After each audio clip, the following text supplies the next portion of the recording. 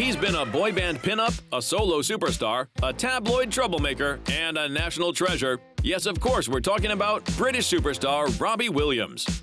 Born in Stoke-on-Trent in 1974, Robbie wasn't always destined for superstardom. But at just 16 years old, he landed a spot in the soon-to-be huge boy band Take That. And with his boyish grin and rebellious streak, Robbie quickly became the wild child of the group. Making money as an artist, well, Robbie was very content with that. Yeah, it's better than a proper job, and you get to put on nice clothes and you come and see people like Mo Farah standing next to you. So overall, I would give it an 8 out of 10.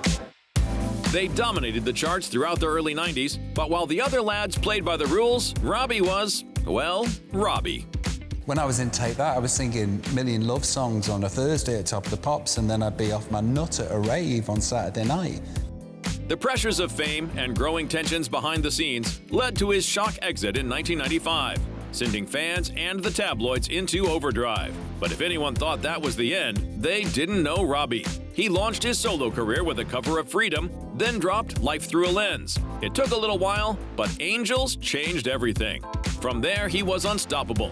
Smash albums, hits like Let Me Entertain You and Rock DJ, and a record-breaking £80 million deal. A phenomenon in his own right, with plenty of musical inspiration from the greats before him. I'm an amalgamation of everybody that I ever loved when I was growing up. And then, there's Frank Sinatra and Fred Astaire and Chuck D and Tupac and, Oasis, and everybody put into a melting pot, and then somewhere in there is me. But behind the headlines and the stadium tours, Robbie struggled.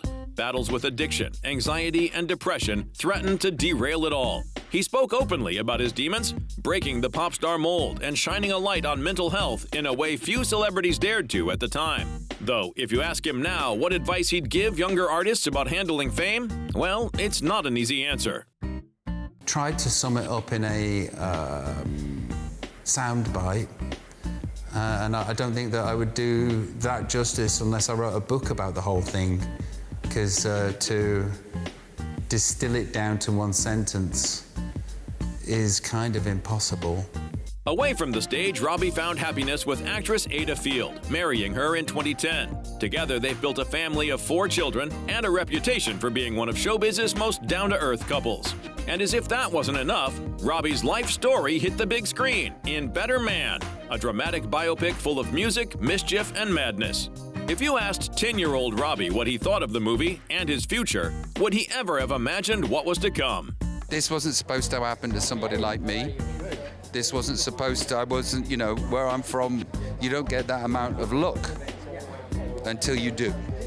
And the 10-year-old would not even be able to comprehend the world that I ended up in, what happened to me, and what is happening to me now. But I would suspect the 10-year-old would be very, very excited.